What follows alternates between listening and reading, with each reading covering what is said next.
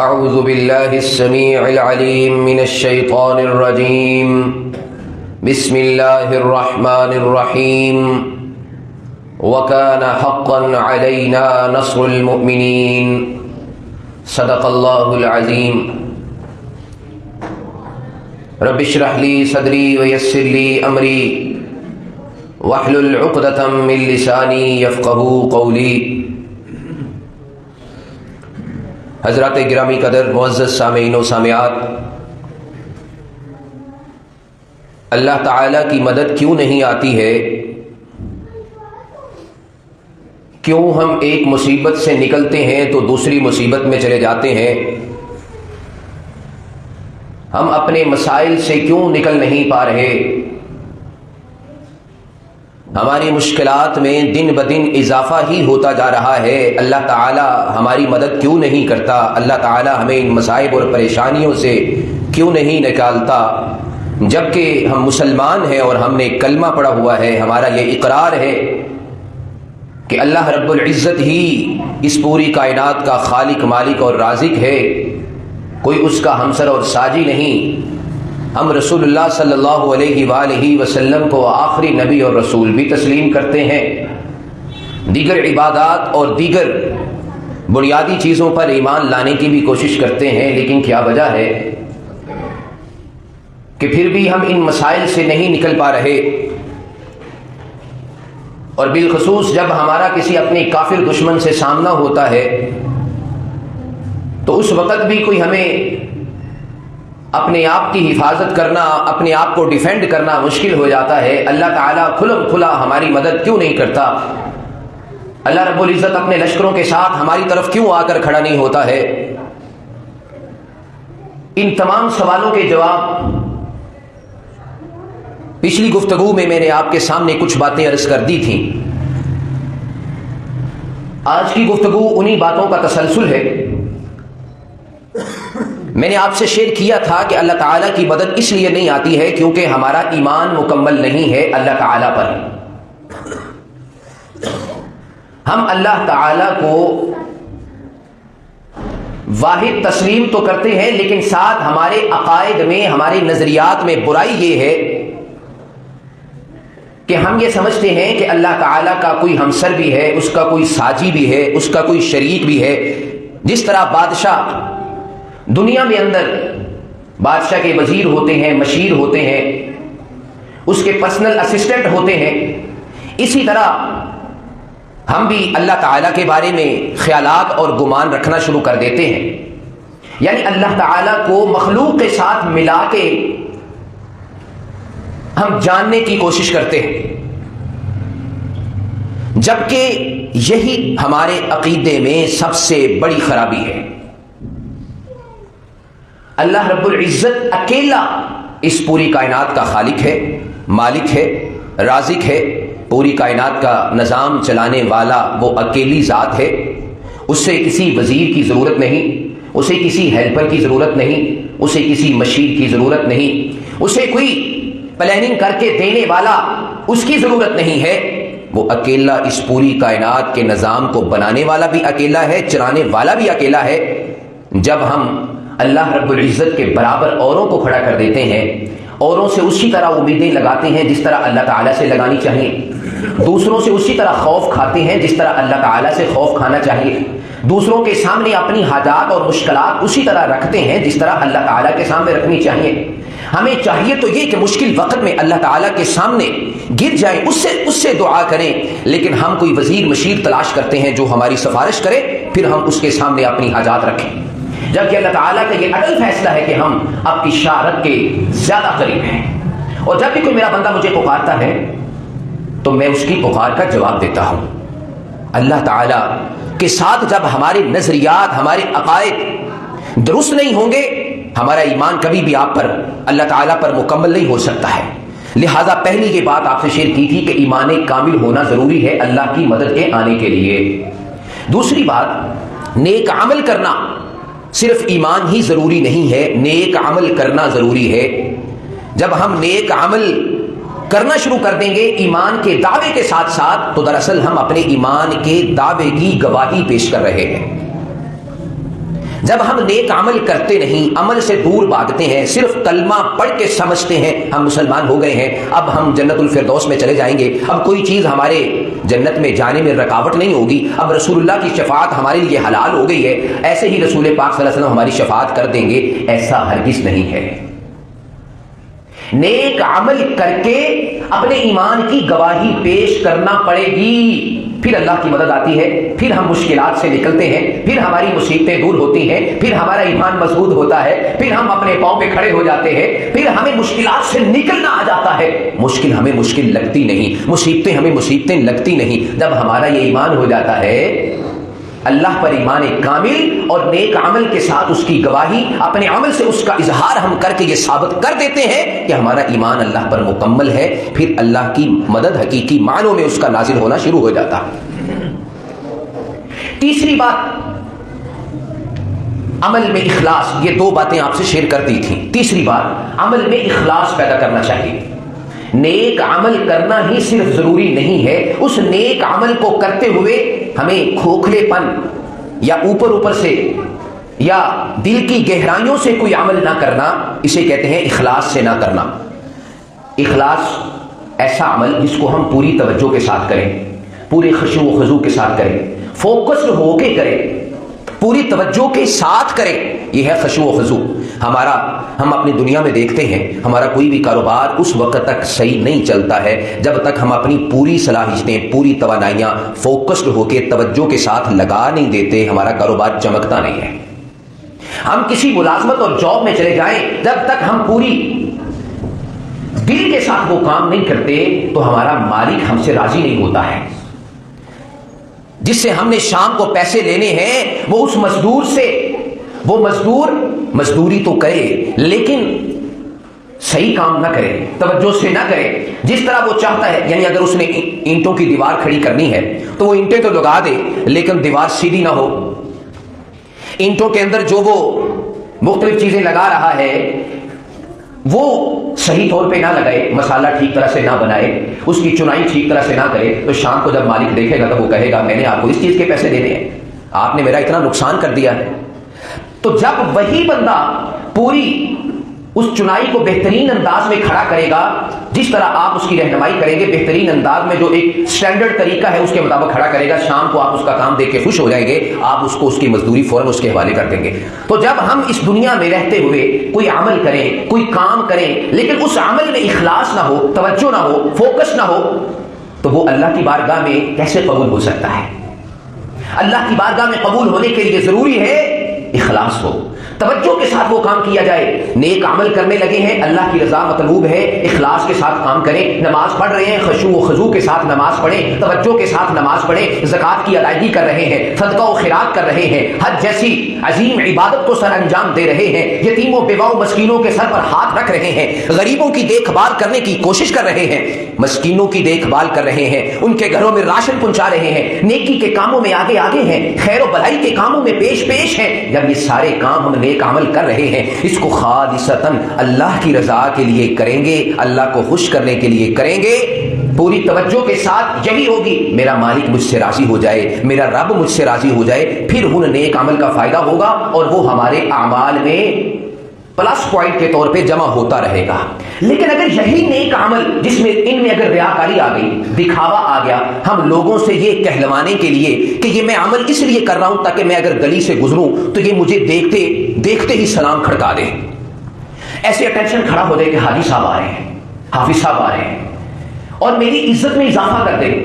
میں اس کو پیسے اس لیے دوں، میں اس کی خدمت اس لیے کروں کہ یہ مجھ سے، میں اس سے کسی ری ایکشن کی توقع رکھوں، ایکسپیکٹیشن رکھوں، تو یاد رکھنا ہمیں ایسے عمل کا فائدہ نہیں ہوگا۔ ہمارا ایسا کیا ہوا عمل ہمارے نیک اعمال میں جمع نہیں ہوگا بلکہ اس دنیا میں ضائع ہو جائے گا۔ یہ چیز مطلوب ہی نہیں ہے، ہم سے مطلوب کیا ہے؟ عمل میں اخلاص، خالصتاً اللہ کے لیے، اللہ کی رضا کے لیے۔ لہذا یہ مت دیکھا کرو اگر آپ نے کسی کی مدد کی ہے تو آپ کو کسی دوسرے بھائی سے یہ بات پہنچی کہ یار جس کی آپ نے مدد کی تھی نا وہ تو آپ کو گالیاں نکالتا ہے، وہ تو آپ کی غیبت کرتا ہے، وہ آپ کے بارے میں جو ہے وہ اس طرح کی باتیں کر رہا تھا۔ یہ باتیں سن کے ہمیں اس کی مدد کو روک نہیں دینا چاہیے، کیونکہ ہم نے اس کو تھوڑی مدد کی تھی، ہم نے بظاہر اس کی مدد کی ہے لیکن خوش کس کو کرنے کے لیے کی تھی؟ اللہ کو، اللہ کی رضا کے لیے وہ کام کیا تھا۔ جب ہمارے اعمال میں یہ چیز آ جائے گی پھر ہمیں مشکلات سے نکلنے کا راستہ مل جائے گا، ہمیں مصیبتوں سے نکلنے کا راستہ مل جائے گا۔ ہم مصیبتوں پریشانیوں سے ایسے نکلیں گے، ہمارے دلوں میں اطمینان آنا شروع ہو جائے گا، سکون آنا شروع ہو جائے گا، زندگی گزارنے کا مزہ ہی تب آئے گا۔ ہم اس طرح زندگی میں الجھے رہتے ہیں، کام پہ کام، ہمارا کاروبار بزنس تو بہت اچھا ہے لیکن ہمیں دلی سکون میسر نہیں ہے، دلی اطمینان میسر نہیں ہے، خوش دلی نہیں ہے ہمارے اندر۔ یہ تب آتا ہے، زندگی گزارنے کا مزہ تب آئے گا جب ہمارے عملوں میں اخلاص ہوگا، اور اللہ کی مدد بھی تب ہی آئے گی جب ہم عمل اخلاص کے ساتھ کرنا شروع کر دیں گے۔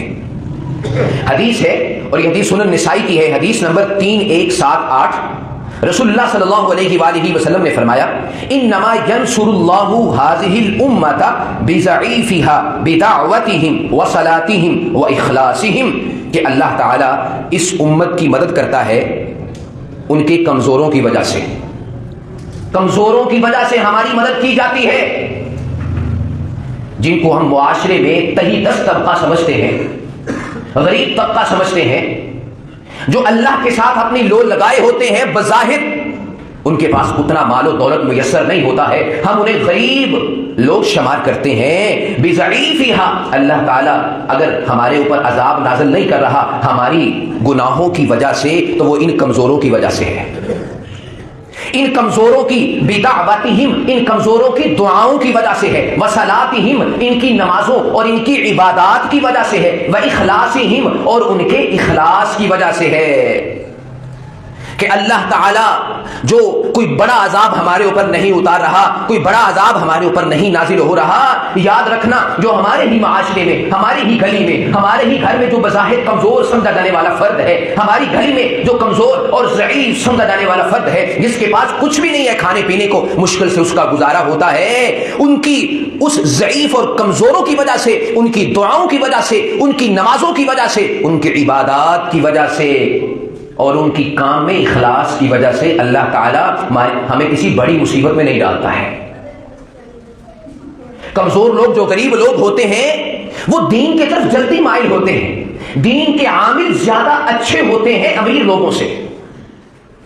دین کی رغبت ان کو زیادہ ہوتی ہے، دین کا شوق ان کو زیادہ ہوتا ہے، وہ اخلاص کے ساتھ، توجہ اور فوکس کے ساتھ کام کرنے والے زیادہ اچھے ہوتے ہیں۔ اسی لیے اللہ تعالیٰ نے کہا کہ یہ جو کمزور طبقہ ہے، تہی دست طبقہ ہے، ان کے اخلاص کی وجہ سے اللہ تعالیٰ تمہاری مدد کرتا ہے، تمہیں مشکلات سے نکالتا ہے، تمہیں پریشانیوں سے نکالتا رہتا ہے، کسی بڑے عذاب کو تمہارے اوپر نازل نہیں ہونے دیتا ہے۔ لہذا کبھی بھی کسی کو حقارت کی نگاہ سے نہ دیکھیں، حقیر نہ سمجھے کبھی کسی کو بھی۔ انسان بشکتے انسان سب برابر ہے، مال و دولت کی فوقیت کو کوئی برتری کا معیار نہ سمجھیں، برتری کا معیار تقوی ہے، خوف خدا ہے، اللہ کا ڈر ہے، برتری کا معیار وہ نہیں ہے جو ہم نے بنا رکھے ہیں۔ لہذا عمل میں اخلاص جب ہم پیدا کر لیں گے تو پھر ہم مصیبتوں سے نکلنا شروع ہو جائیں گے اور اللہ کی مدد بھی نازل ہونا شروع ہو جائے گی۔ چوتھی بات یہ ہے، نماز کے اندر ہماری جو نمازیں ہیں، جو ہماری عبادات ہیں، ان کے اندر سے خشوع و خضوع ختم ہو چکا ہے، ہماری توجہ نماز کے اندر سے نکل چکی ہے، نمازیں ہماری کھوکھلی ہو چکی ہیں۔ سورہ البقرہ آیت نمبر 45 میں فرمایا وَاسْتَعِینُوا، مدد طلب کرو، بالصبر، صبر کے ساتھ، وَالصَّلَاةِ، اور نماز کے ساتھ، وَإِنَّهَا لَكَبِیرَةٌ إِلَّا عَلَى الْخَاشِعِینَ، صبر اور نماز کے ساتھ اللہ تعالیٰ سے مدد طلب کرنا یہ گراں گزرتا ہے، مشکل لگتا ہے لوگوں کو، سوائے ان کے جو خشوع و خضوع کرنے والے ہیں، جو اللہ سے ڈرنے والے ہیں، جو اللہ کا خوف اپنے دل میں رکھنے والے ہیں، وہ صبر اور نماز کے ساتھ عبادت طلب کرتے ہیں، صبر اور نماز کے ساتھ اللہ تعالیٰ سے مدد طلب کرتے ہیں۔ لہذا جب ہماری نمازوں میں خشوع آ جائے گا، ہماری نمازوں کے اندر پوری توجہ آ جائے گی، فوکسڈ ہو جائیں گے، ہمیں یہ اسی وقت ہوگا جب ہمیں اس بات کا پتہ ہوگا کہ نمازوں کے اندر پڑھی جانے والی دعاؤں کا ترجمہ کیا ہے، ہم اللہ تعالیٰ سے باتیں کیا کر رہے ہیں، جب ہمیں پتہ ہی نہیں کہ ہم باتیں کیا کر رہے ہیں، بس ایک جو ہے وہ ریکارڈنگ لگی ہے، اسی جو ہے وہ ریکارڈنگ میں ہم چلتے چلتے چلتے چلتے آٹومیٹیکلی ایک خودکار نظام کے ذریعے نماز میں آگے بڑھتے رہتے ہیں۔ ہیں, آگے بڑھتے رہتے ہیں. نماز کے اندر ہم نے کیا مانگا, ہم نے کیا پڑھا, جب ہمیں یہ پتہ چلنا شروع ہو جائے گا ہم نے کیا مانگا نماز میں, ہم نے کیا پڑھا, ہم کس سے مخاطب ہیں, کس کے سامنے کھڑے ہوئے ہیں, اور فوکسڈ ہو کے نماز پڑھیں گے, پھر ہماری نمازوں میں وہ لذت محسوس ہونا شروع ہو جائے گی جو رسول اللہ صلی اللہ علیہ وآلہ وسلم نے فرمایا تھا میری آنکھوں کی ٹھنڈک نماز ہے. جب رسول اللہ صلی اللہ علیہ وسلم کسی معاملے میں الجھے ہوتے, پریشان ہوتے, تو آپ نماز پڑھتے, نماز پڑھ کے کہتے میری آنکھوں کی ٹھنڈک نماز ہے. نماز کی وجہ سے مصیبت جاتی رہتی, پریشانی جاتی رہتی, پریشانی دور ہو جاتی. لہذا اگر ہم اپنی آنکھوں کی ٹھنڈک چاہتے ہیں, دلوں کا اطمینان چاہتے ہیں, دلوں کے اندر سکون پیدا کرنا چاہتے ہیں, اپنی اس دنیا کی زندگی میں خوشی لانا چاہتے ہیں, اچھی زندگی بسر کرنا چاہتے ہیں, مزے والی زندگی گزارنا چاہتے ہیں, تو پھر اس کے لیے ضروری ہے فوکسڈ ہو کے اللہ کے سامنے کھڑے ہوں, خوشی و خضوع کے ساتھ اس کے سامنے کھڑے ہو, اور اس سے ان دعاؤں کا ترجمہ ہمیں خصوصی طور پہ آتا ہو. اور اس کے ساتھ جو دوسری بات کی صبر کی ہے, مشکلات میں صبر کرنا, مصیبتوں میں صبر کرنا. وَلَنَبْلُوَنَّكُمْ بِشَيْءٍ مِّنَ الْخَوْفِ وَالْجُوعِ وَنَقْصٍ مِّنَ الْأَمْوَالِ وَالْأَنفُسِ وَالثَّمَرَاتِ, ہم تم کو ضرور آزمائیں گے, خوف دے کر, بھوک سے آزمائیں گے, مالوں کی کمی دے کر آزمائیں گے, جانیں بڑے عزیز تمہارے جو تمہیں اپنی جان سے بھی پیارے ہیں ان کی جانیں قبض کر کے تمہیں آزمائیں گے, پھلوں کی کمی اور زیادتی سے تمہیں آزمائیں گے. خوشخبری کس کے لیے ہے؟ صبر کرنے والوں کے لیے ہے. جب بھی کوئی مصیبت, کوئی آزمائش اللہ کی طرف سے آتی ہے, اور وہ آنی ہے, ہماری آزمائش ہونی ہے, کھرا اور کھوٹا الگ کرنے کے لیے, سچا اور جھوٹا الگ کرنے کے لیے, ہمیں اپنے دعوے کی دلیل کے طور پہ یہ چیز, ہمیں آزمائش ہماری ہونی ہے. امتحان ہی نہ ہو تو کیسے پتا چلے گا کہ اس نے اچھی محنت کی ہے, اس نے اچھی محنت نہیں کی ہے. اگر امتحان کا تصور ہی ختم کر دیا جائے تو پھر جو بچہ دن رات محنت کرتا ہے اور جو بالکل محنت نہیں کرتا ہے, ان کو اگر ایک جیسے نمبر دے دیے جائیں تو کیا یہ انصاف ہوگا؟ وہ بچہ کہے گا میں نے تو اتنی محنت کی, میرے بھی اتنے نمبر, اور اس نے کچھ محنت نہیں کی, اس کے بھی اتنے نمبر. اچھے نمبر لینے کے لیے محنت کرنا پڑتی ہے, توجہ کرنا پڑتی ہے, امتحان سے گزرنا پڑتا ہے, پیپر دینا پڑتا ہے, اور پھر پیپر دینے کے بعد اس کا رزلٹ اناؤنس ہوتا ہے. لہذا یہ ضروری ہے, آزمائش, امتحان, یہ چیزیں ضروری ہیں. صبر کے ساتھ ہم نے ان مشکلات کو, ان مصیبتوں کو, ان پریشانیوں کو برداشت کرنا ہے. اللہ کی رضا کو سامنے رکھیں, اللہ تعالی کی حیثیت کو سامنے رکھیں, اور اس امتحان اور آزمائش کے تصور کو اپنے ذہن میں رکھیں. جب ہمارا اس طرح کا عمل ہوگا تو یاد رکھنا پھر ہم مصیبتوں سے نکلنا شروع ہو جائیں گے, پریشانیوں سے نکلنا شروع ہو جائیں گے. ہم پھر یہ زندگی ہمارے لیے جنت گلزار بن جائے گی, ہمارے دلوں میں اطمینان آ جائے گا, ہمیں سکون میسر ہو جائے گا, ہمیں خوشی میسر ہوگی. پھر ہمیں موت کا خوف نہیں ہوگا, موت کا ڈر نہیں ہوگا, پھر ہمیں موت کا ڈر نکل جائے گا, موت کا خوف نکل جائے گا. جب ہم یہ ساری چیزیں توجہ کے ساتھ کر رہے ہوں گے, نماز میں خشوع اور مشکلات میں صبر اور اپنے عمل میں اخلاص, یہ چیزیں ہمارے اعمال میں آ جائیں گی تو ہمارے لیے آسانیاں ہی آسانیاں ہیں. لہذا میرے بھائیو دوستو, میں نے دو مزید چیزیں آج کی گفتگو میں آپ سے عرض کی ہیں کہ اللہ کی مدد کیوں نہیں آتی ہے, اللہ تعالیٰ ہمیں مشکلات اور مصیبتوں سے کیوں نہیں نکالتا ہے. وہ دو مزید چیزیں, اپنے عمل میں اخلاص پیدا کریں, اور اپنی نمازوں میں, عبادات میں خشوع و خضوع پیدا کریں, اور مشکلات میں صبر کریں. جب ہم یہ کام کریں گے ہم مصیبتوں سے نکلیں گے, اللہ کی مدد بھی نازل ہوگی. وآخر دعوانا ان الحمد للہ رب العالمین.